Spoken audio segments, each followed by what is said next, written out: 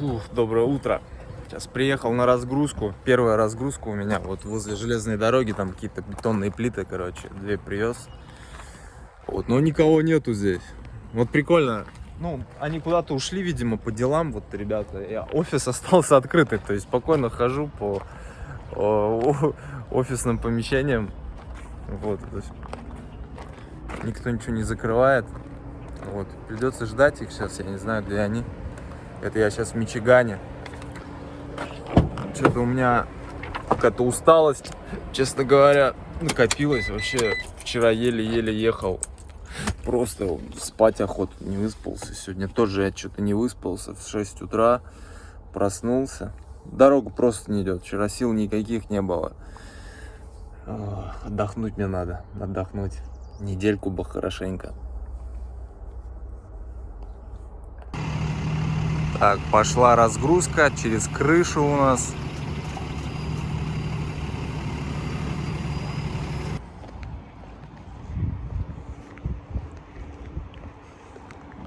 Снова приехал на ЖД вот компанию разгружать эту плиту уже на вторую. У меня же двойная выгрузка. Но опять здесь никого. Никого нету. Все открыто.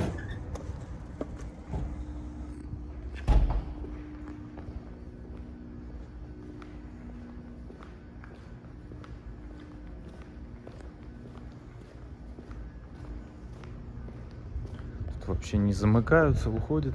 Прикольно.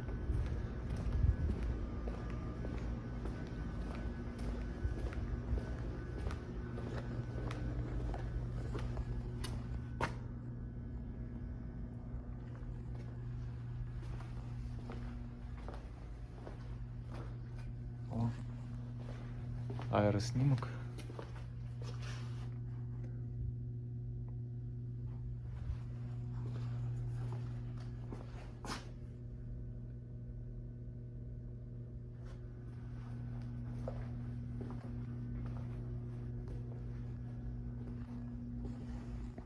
Ну все, я уже приехал на место разгрузки. Завтра надо будет разгружаться. Это Висконсин, Милуоки. Сейчас буду спать. Завтра до 8. Мне чуть-чуть надо выспаться. А то я какие-то недосыпы у меня от этого немножко плоховато. И дорога не идет. Настроения нет. Ну, вообще сил как нет. Предболезненное какое-то состояние. Я понял, что просто мне надо спать побольше. Потому что целый день работать, потом в 6 еще вставать, ехать допоздна, в 6 вставать, это, ну, тяжеловато. Вот. И, в принципе, время есть сейчас 9 часов. 9 часов вечера, и мне до 8 сейчас вообще буду спать. Ничего, сидеть не буду нигде. Нашел тут место.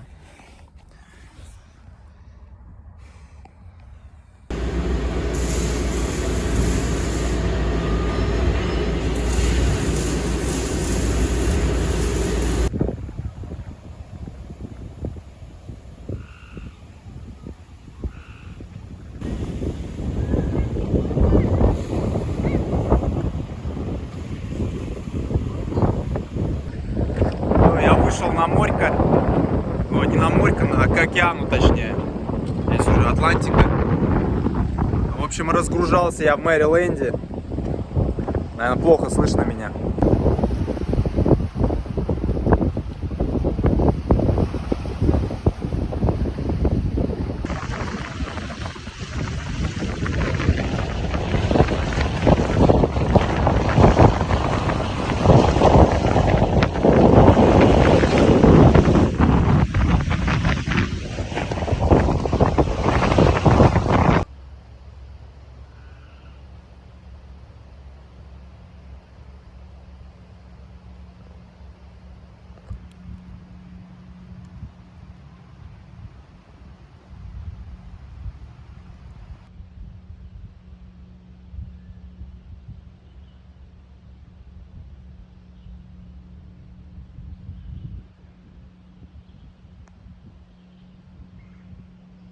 В общем, сегодня я разгрузился в Мэриленде.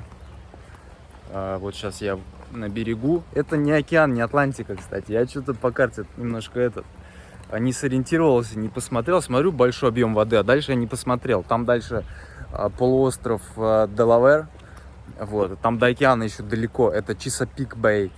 То есть это залив от реки Сескуэхана, которая там с Пенсильвании, ну, с Апалач верхних начинается.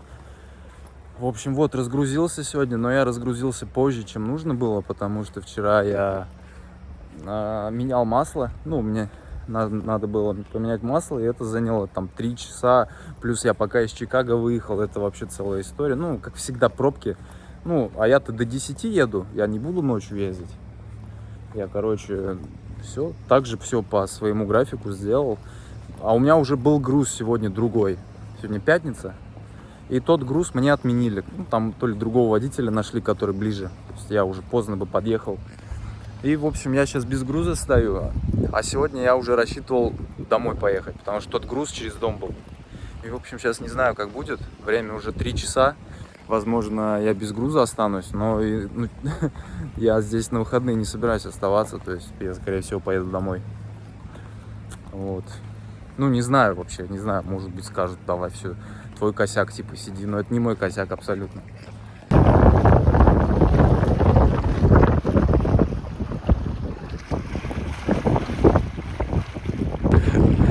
Как хорошо, что у меня маленькая удочка.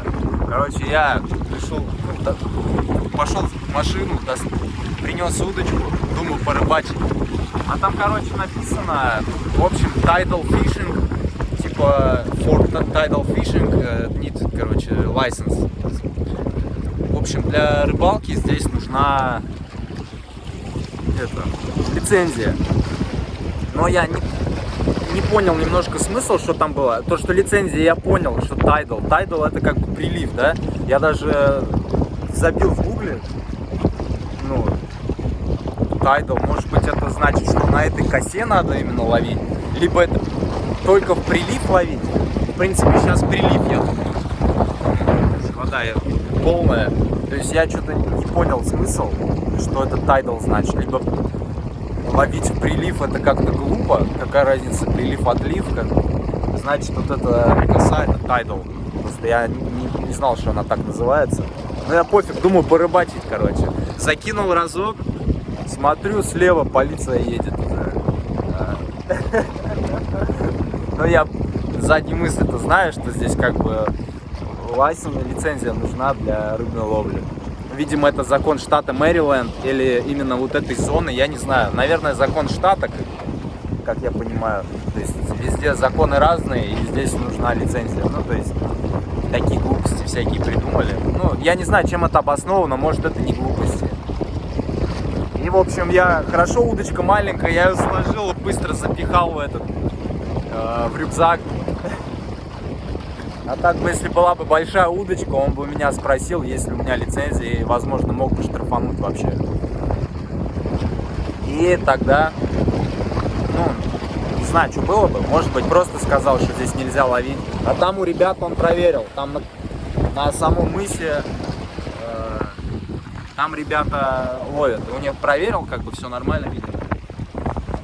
Но те ребята, которые там стояли, они такие профессиональные рыбаки, там несколько удочек. То есть таких чуваков, как я, типа с удочкой пришел, чисто покидать нету. То есть если ты получаешь лицензию здесь, то, видимо, ты платишь там сколько-то в год, и как бы ты уже профессиональный такой рыбак. А так, если ты чисто любитель покидать, ты не будешь лицензию там делать, это стопудово. Поедешь в какой-нибудь другой штат там, благо тут все рядом. Да, и место здесь кайфовое, конечно. $5 въезд, я $5, думаю, хрен с ним заплачу. Все равно ждать еще фиг пойми сколько, может быть, сегодня ничего не будет. Все, я уже по обыкновению заправляюсь возле дома. В общем, я поехал домой без груза, груз не нашелся. Вот. Ну, отлично, мне-то по барабану, главное, что домой поехал. Ну, как бы хорошо было бы, если бы с грузом. Но, с другой стороны, я в понедельник, может быть, еще чуть-чуть отдохну. То есть не с утра поеду, а там, когда груз найдут. И, в общем, мой диспетчер быстро найдет груз, поэтому я за это не переживаю. И, короче, в принципе, нормально. Просто я в холостую там 260 миль проехал, как бы ничего с этого не заработаю. Ну и бог с ним. Эта неделька еще такая напряжная. По милям была нормальная, просто вот из-за инцидента стартового, когда я вмазался в BMW. Это мне еще сейчас эту ситуацию разрулить, короче, надо будет. Там, ну, посмотрим, что делать вообще. Вот. И неделя так, ну, что-то устал, хочу выспаться. Сейчас приеду, ну, ванну принять и спать.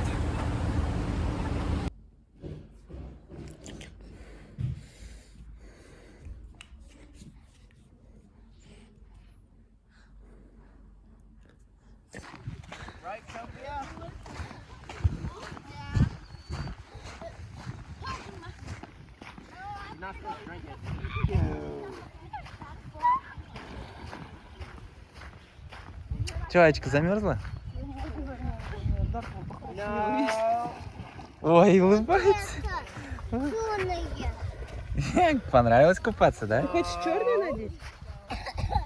Если что, в машине можно погреться. Включить. Я-то вообще нормально. Пойдем рыбачить сейчас. Возьми я хочу. Так, мы рыбачим тут. Наечка молодец.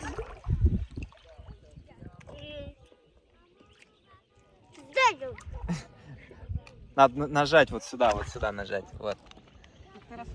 Нажать и отпустить. О! Хорошо, я ушла. Молодец.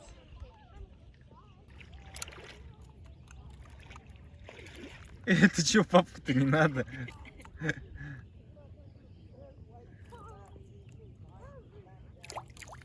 Нравится, Айка?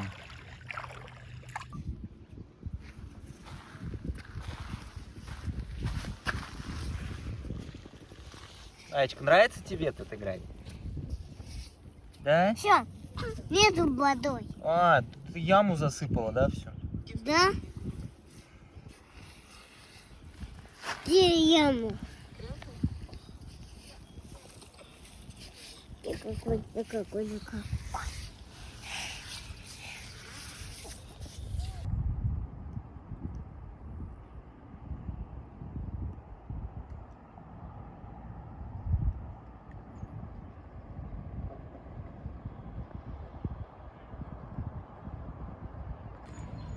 Короче, мы пришли к Аечке на выступление. Сегодня у нее первое выступление в жизни. Вот.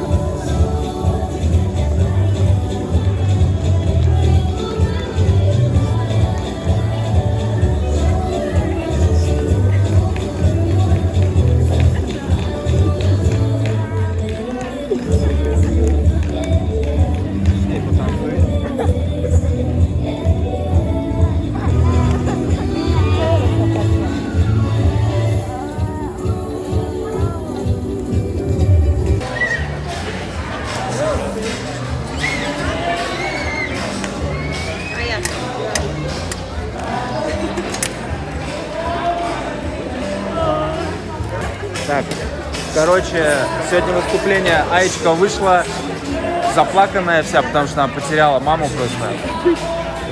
Вот, и она вышла, ну, в общем, вы все видели, я снял это. Первое выступление, как говорится, комом, но ничего, поржали хоть.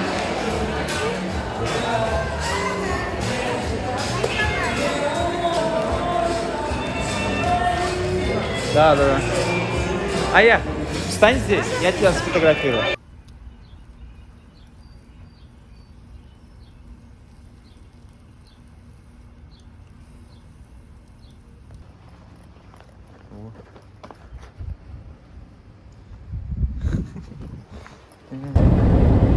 Ну что, доброе утро.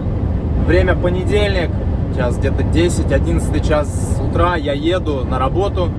Отдохнул хорошо, то есть приехал в пятницу вечером и уезжаю на работу в понедельник не рано утром.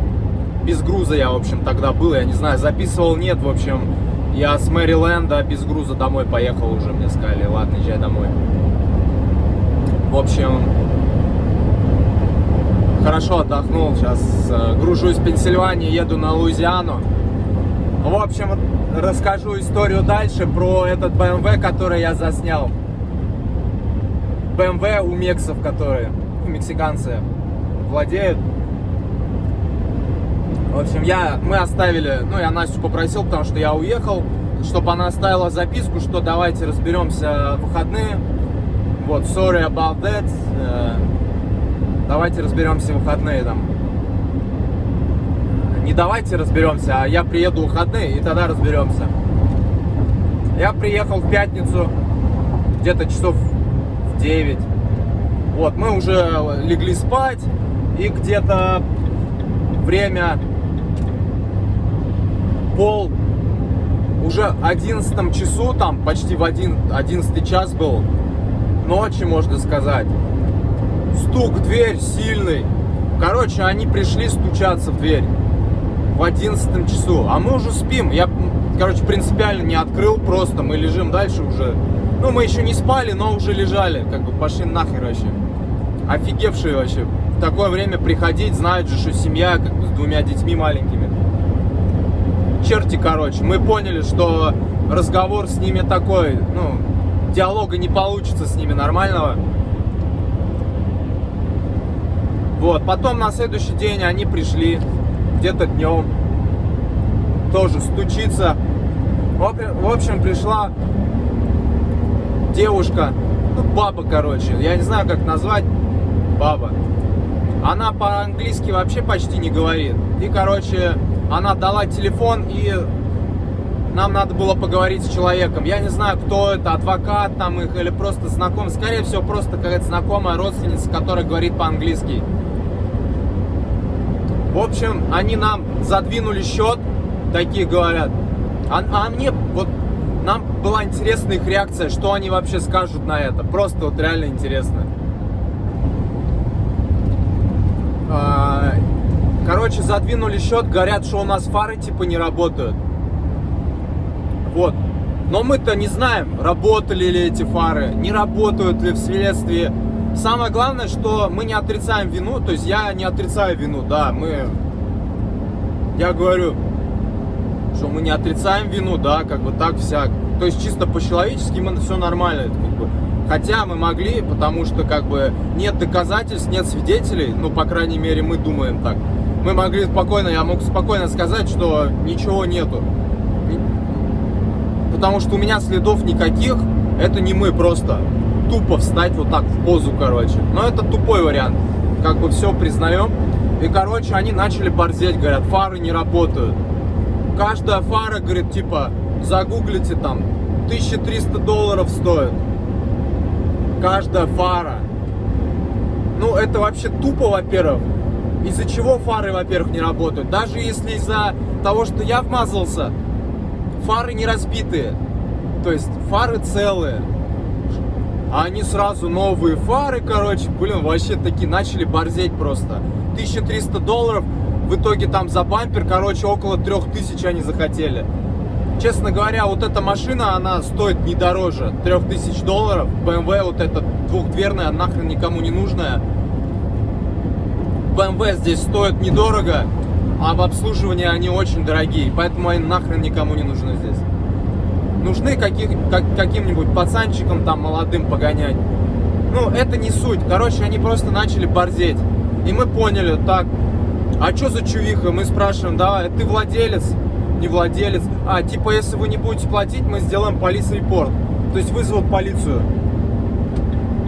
Мы, давайте, вызывайте. Лучше с полицией разговаривать, чем с этими, блин, кренделями, короче, которые просто оборзели уже такие.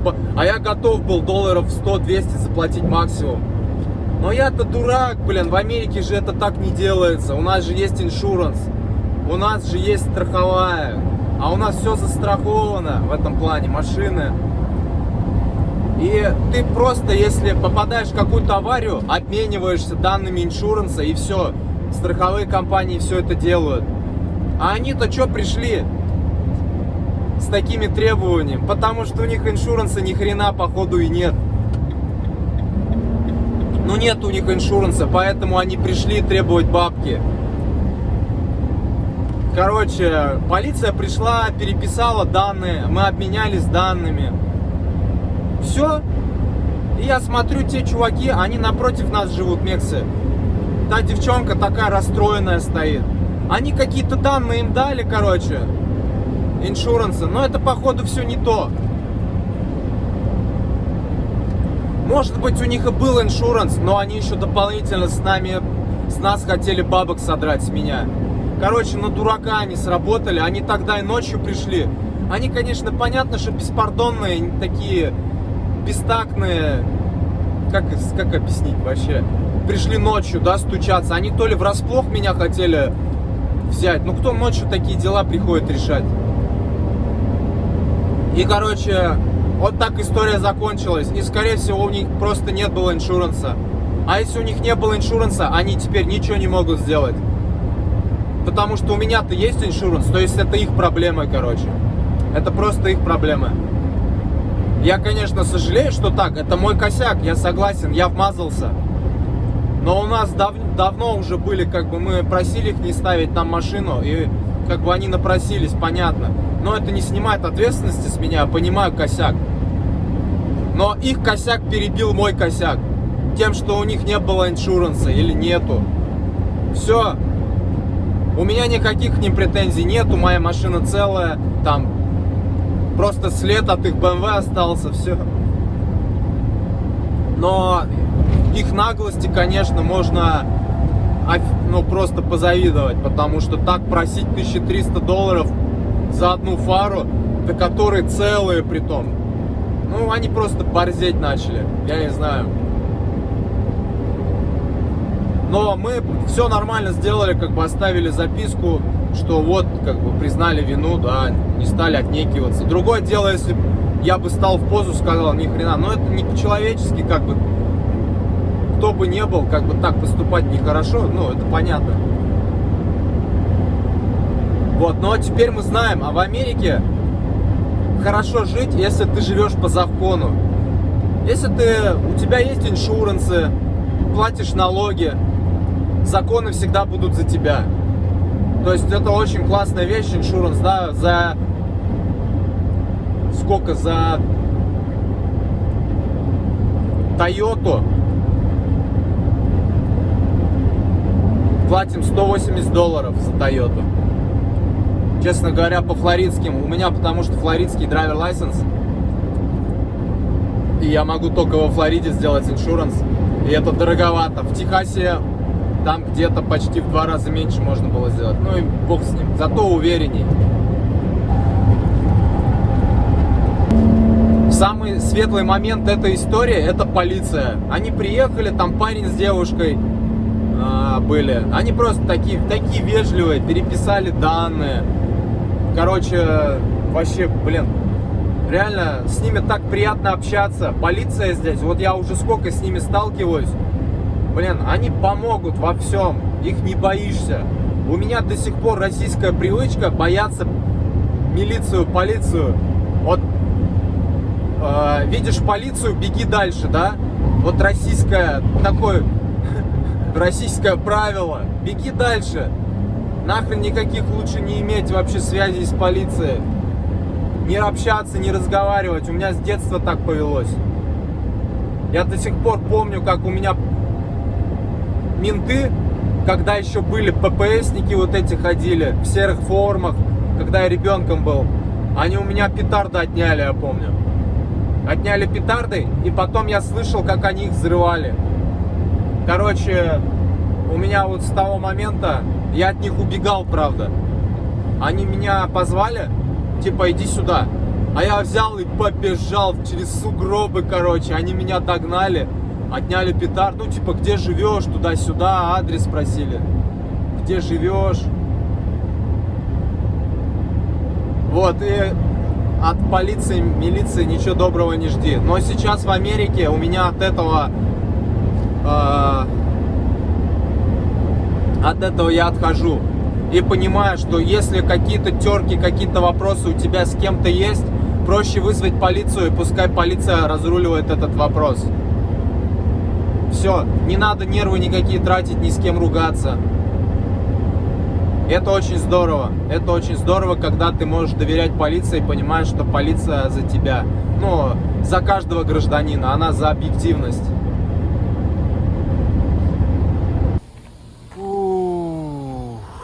Все, я приехал.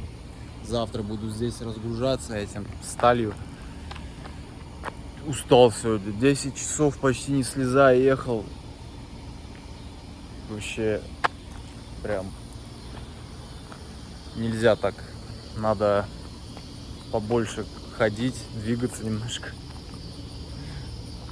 Вот.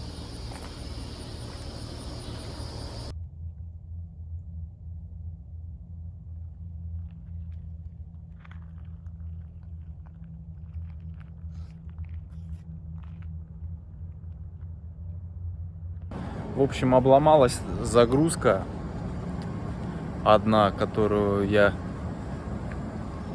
надо было забрать. Там по высоте не вошло, короче, отказались. Они говорят, не будем грузить. Ну и фиг с ним. Я сейчас приехал в студенческий городок Mississippi State University. В общем, тут так офигенно. Сейчас никого нету, вообще пустые улицы. Красота просто. И завтра я буду грузиться на Северную Каролину, а сейчас буду гулять.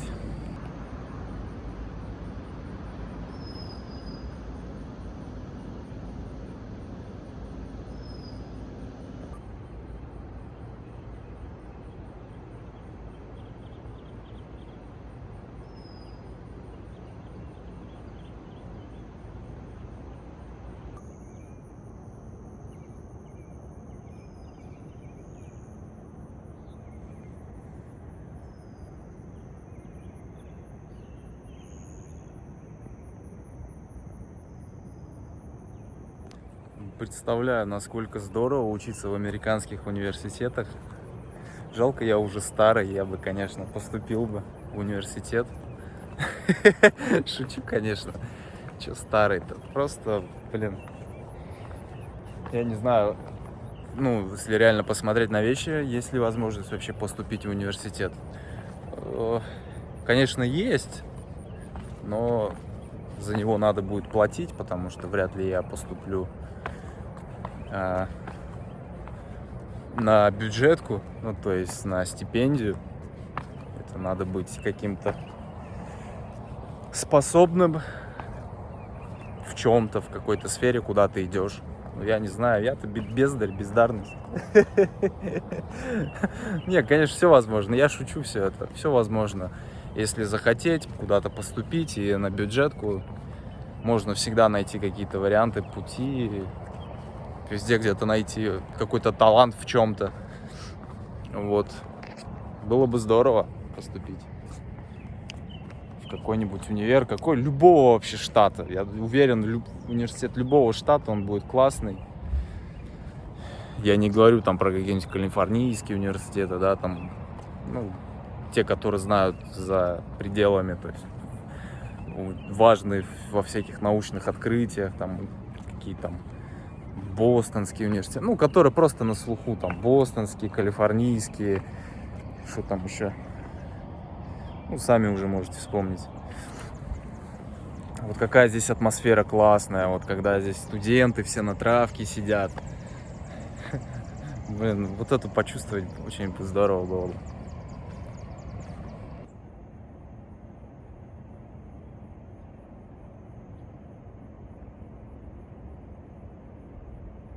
Вот гуляешь вот по университетскому кампусу, вот здесь вот среди вот этих всех строений, корпусов.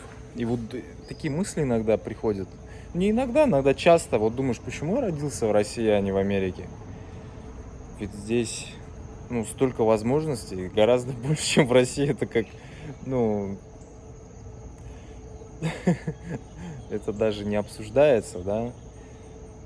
Просто насколько здесь много возможностей поступить в университет. Какие здесь, во-первых, классные университеты, какое здесь крутое образование.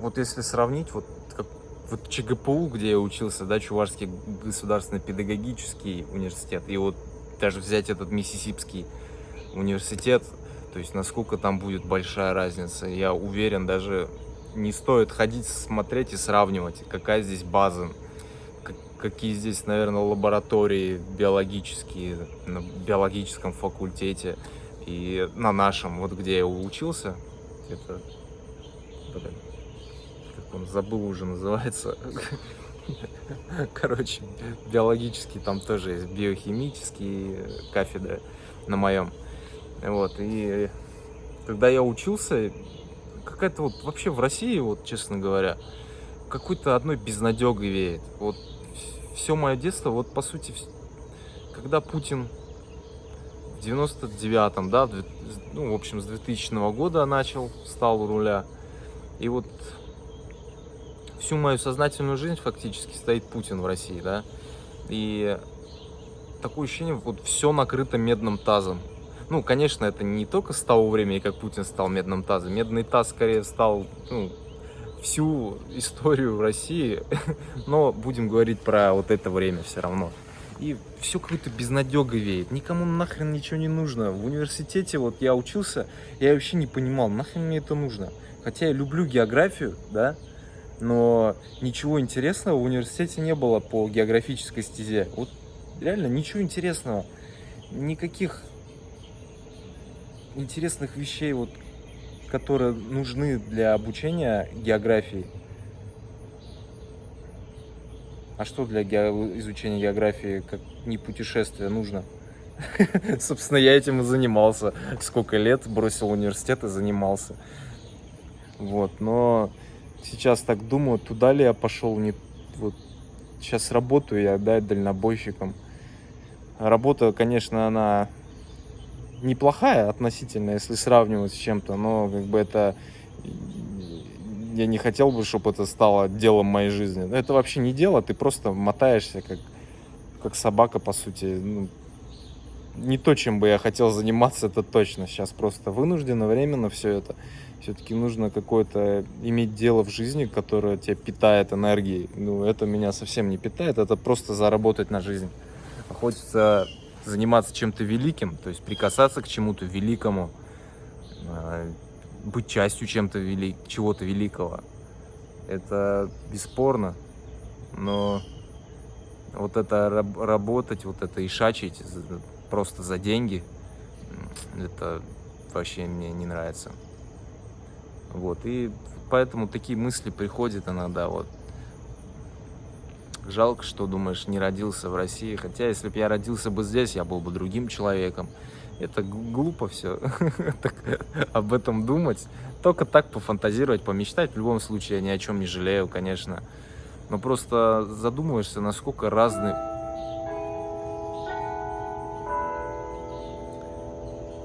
Насколько разный